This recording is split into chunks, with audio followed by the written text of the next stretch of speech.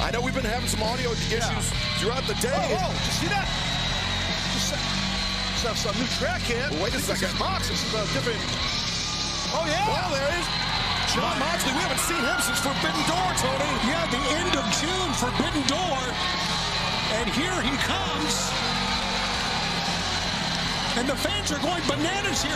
Guys, I didn't expect to see... I mean, it's been a minute since we've seen Mox. Look at his facial expression. There is something on that man's mind. Well, we were expecting to go to a match here, and John Moxley makes his way from the arena, or backstage to the arena. Look at this. And usually, when we see Mox come through a crowd like this, a lot of intensity from Moxley, but no, he is reserved. He is steely. And we have to all wonder what is on John Moxley's mind here tonight. Well, hopefully we're going to find out. I'll tell you what I'm going to do. If someone will hand me a microphone here. Okay, thanks. I'll go down and talk to him. Is that all right? Sounds good. I mean, this is unexpected. Go talk to him, bro. Yeah, unexpected development here. Tony Schiavone is leaving the announce desk, headed down to the ring, where John Moxley now entering the ring. This is not how we were scheduled to start our evening. Yeah, no, I know. It's great to see Mox. I mean, kind of a different presentation here regarding his music. And I mean, just his everything. I mean, we know Taz. I mean, in 5+ years of AEW, Moxley, one of the most intense individuals, intense competitors. But this is something different, something reserved. Moxley and Tony Schiavone is inside the ring with a microphone in his hand. And Tony's going to try to get a word from John Moxley. Well, needless to say, John Moxley, we have not seen you since, well, it's been 2 months since Forbidden Door. It's great to see you. Obviously, the fans and all of us, how you doing, buddy? Everything okay?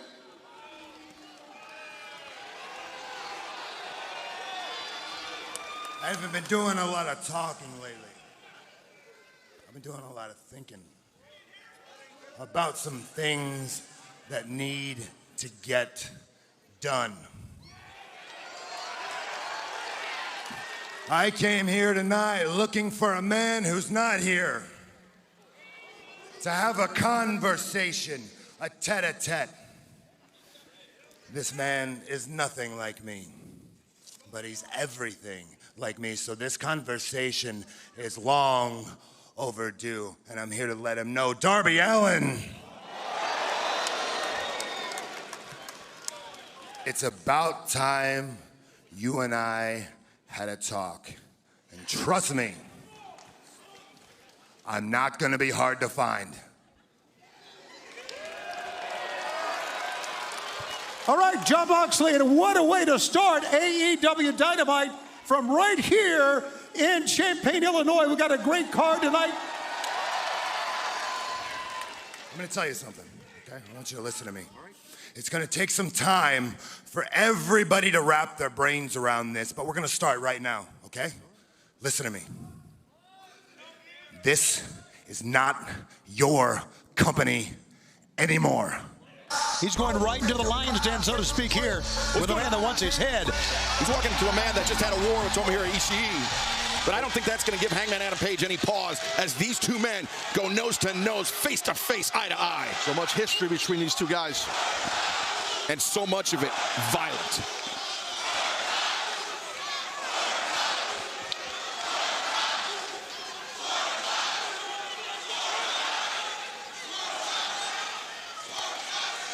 I should stomp you into a bloody mess right now for you getting involved in my championship match at All In this past Sunday. But instead, I came out here to look you in your face and tell you that I feel sorry for you. You're the one that's become a petulant little child. And with every tirade and tantrum that you throw, you get further and further away from success, and I get closer to it.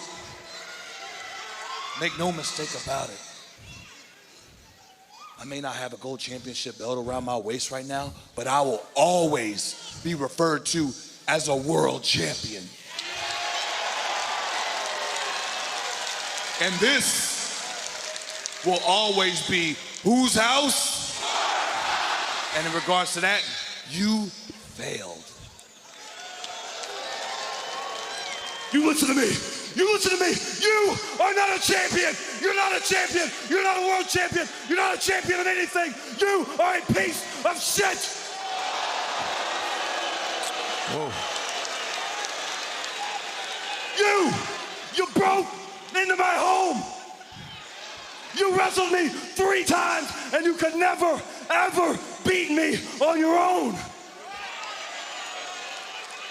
The first time, it took Prince Nana. The second time, it took Prince Nana and Brian Cage. And the third time, you had 30 minutes and you couldn't do it. You're not as good as me.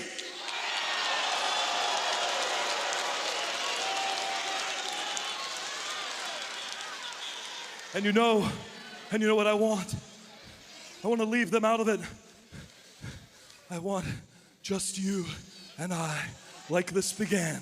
And I want you on your knees. Okay, yeah, you want to lock them out? How about we lock them out and we lock us in? All out. Steel cage match. Wow. Do it. Come on. That is most certainly raising the stakes. I want to ask you something, man. What kind of man are you going to be in that cage? Let's go all the way back to Revolution, huh? Me, you, Samoa Joe, AEW World Championship. You gave up in the middle of the ring. Not because you were beaten, because you just didn't want me to have it. And that pissed me off. You don't know about this, but you know what I did? I drove 10 minutes up the road that morning, and I went to your house. Because it's a place that I know very, very well, Hangman. And I parked out in front, and I waited till that morning, and you know what I saw? I saw you escorting your pregnant wife down the stairs, bags packed, getting in the car, driving off to the hospital, and you were about to become a father for the very second time in your life. And that's when I realized that's the man that Hangman Page was supposed to be. And that's also where I realized something, that I don't need to be focused on Hangman Page. No, I need to be focused on the AEW World Championship. I need to be focused on being the best in the world by beating the best that AEW has to offer, and that's exactly what I did. And mark my words, it will happen again.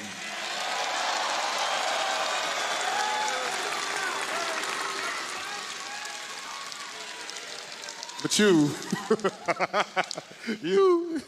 you're so focused on me.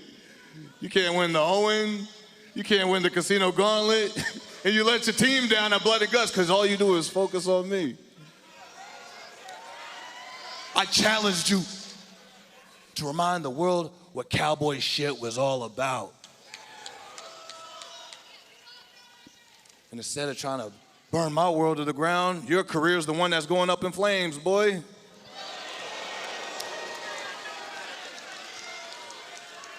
So once again, I asked you a question. In that cage, what kind of man are you going to be? Better yet, what kind of man are you going to show your kids that you're going to be?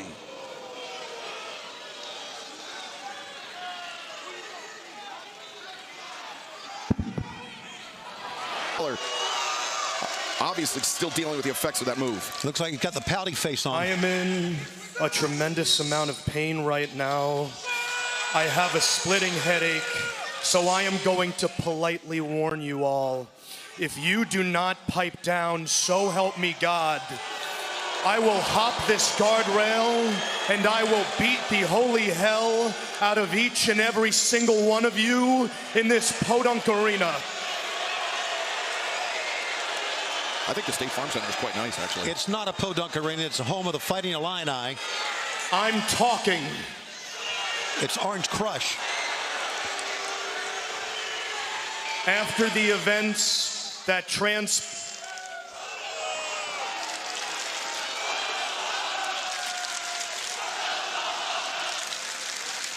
that transpired at Wembley. I have lost my ring, I have lost my championship, and I now have 2 herniated discs in my spine. And yet, where were all of you when I was defending this country and this company? None of you had my back. No, no, no. I hereby denounce my American citizenship. Oh, wow. I will no longer be associated with this garbage country.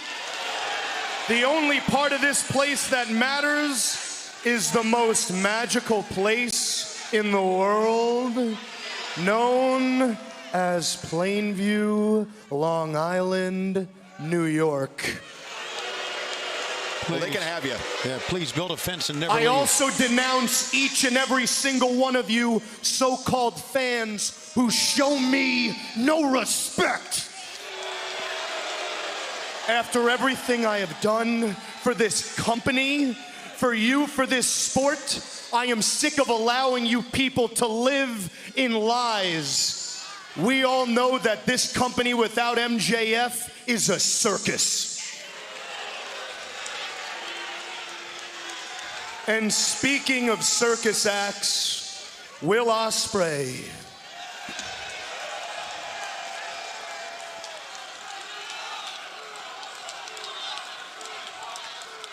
I'm speaking to you and you alone. The whole world knows I had you beat, Will. So what did you do? You cheated like a gutless little worm. So let me make something very clear. This ain't over, boy, not by a long shot. Billy boy, you best keep your head on a swivel, because I know how talented you are, Will. I have no doubt that one day you are gonna come this close to winning the greatest prize in this sport, and just as you are about to etch your name in the history books, I am going to cut you out at the knees with a smile on my face.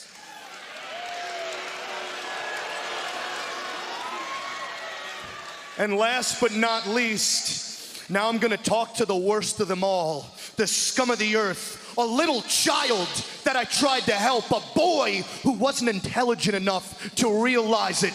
Daniel Garcia, you bum! If you show your face in my company ever again, I am going to end your life! Whoa, Garcia! He just showed his face. Daniel Garcia storming in and raining down right hands.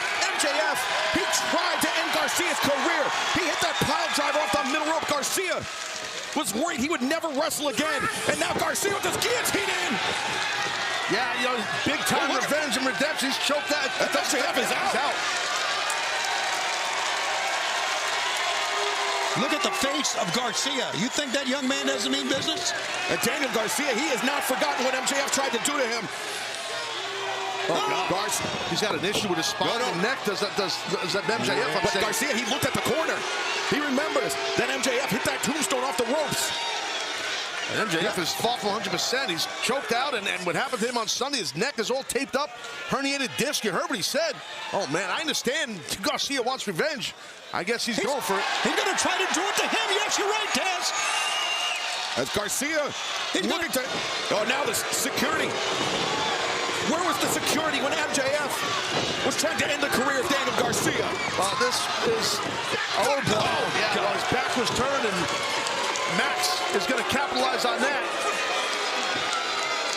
And MJF, he mentioned that Dynamite Diamond ring was stolen, but he's still a dangerous man, even with his bare fist, Taz. Oh, of course. Former AEW World Champion, MJF. I was just hoping we could see that pile driver from Garcia, and I hate to be emotional about this, but give MJF a taste of his own medicine. You darn right. Garcia, though, there you go. Even though Garcia suffered a neck injury of his own, he is looking highly motivated. Yeah, I mean, Garcia was put on the shelf by Max, so you know he's going for it again. Pissed. He's going for it again. Garcia, he's determined. He's determined. Absolutely determined for this pile driver. Max is hanging on. He's trying to hold up that top rope. Gripping onto that top rope. And look at Christopher Daniels. And more reinforcements of the security team. coming into the ring. MJF, he is very, very lucky that these men intervened when they did. Garcia meant serious, serious business.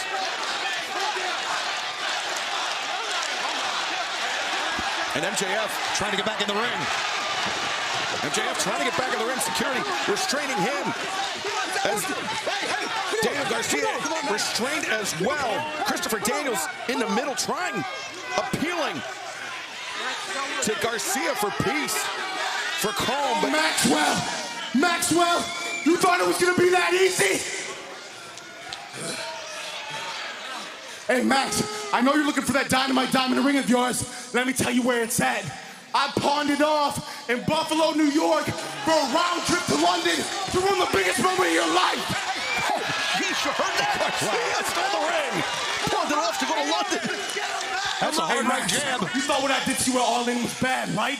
You thought that was bad? You know what's bad? Having your mother watch you get wheeled out in a stretcher in the biggest night of your life. That's bad. That's what's bad. I got no remorse for your ass, boy. None. Max, ruining your life is all I think about. It is my obsession. Max, ruining your life is my fetish. And I talked to Tony Khan right down the road in Chicago, Illinois. MJF versus Daniel Garcia at All Out.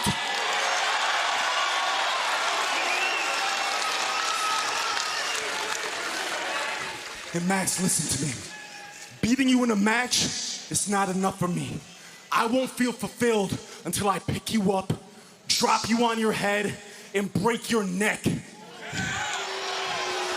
if there's anybody else on this planet that cares about you at all, they're gonna have to watch and suffer with you. Oh God, he threw the microphone at him. That hit Max right in the head. Nice throw. And security once again. Look, it's five men.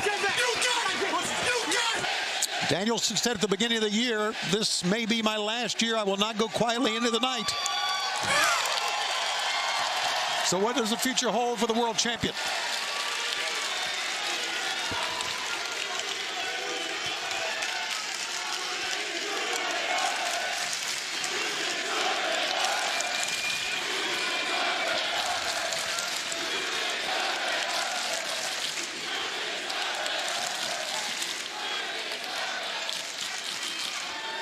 You know, after trying and failing and trying and failing and trying and failing and trying and failing, finally, Bryan Danielson, the American Dragon, is the AEW World Champion!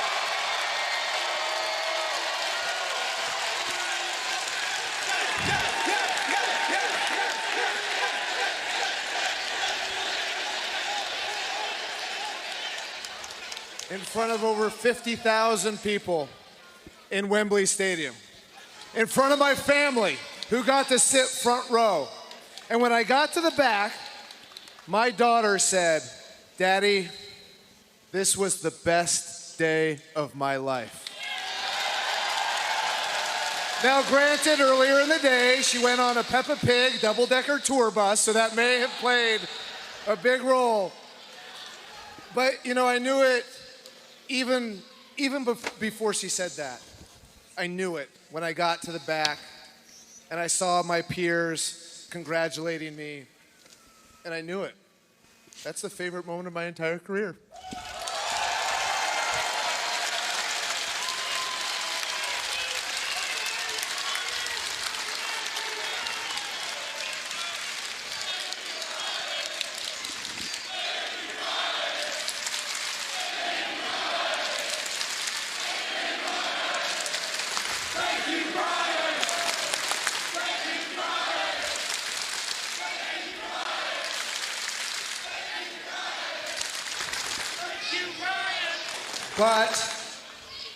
But then when I got to the press conference at the end of the show, they asked me the question, what's next?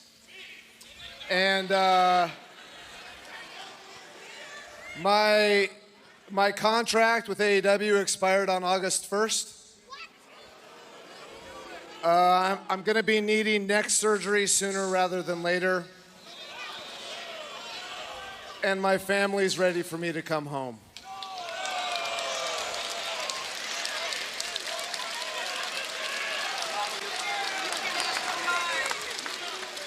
So I've had a lot of thinking to do since Sunday. And when I first got to AEW, one of the first things I said was thank you to the people who started this place.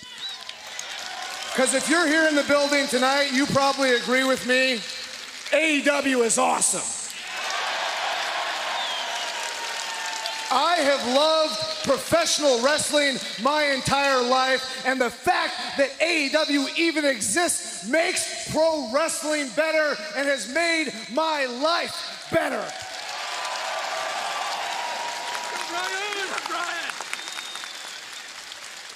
So when I think of all the things that the people who started AEW did, and then when I got to the back and I looked at all my peers that are wrestling for AEW now, and then when I think of all the people who are going to wrestle in AEW in the future, I realized it's probably time for me to go home. But not yet!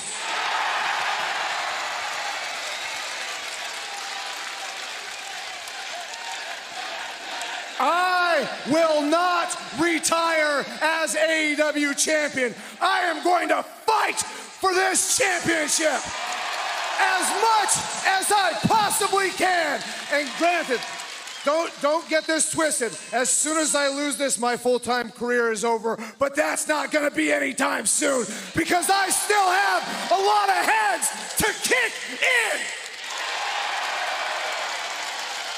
So in 2 weeks, All Out, Chicago. I get it. We've got a young, hungry locker room back there. And I've got an AEW World Championship to defend. So anybody who wants a shot, come get it.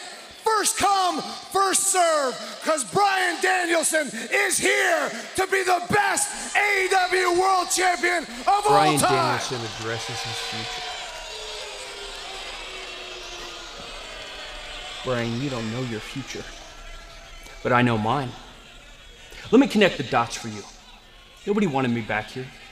Nobody believed in me, including you. But you could have. So I had to go ahead and create my own future.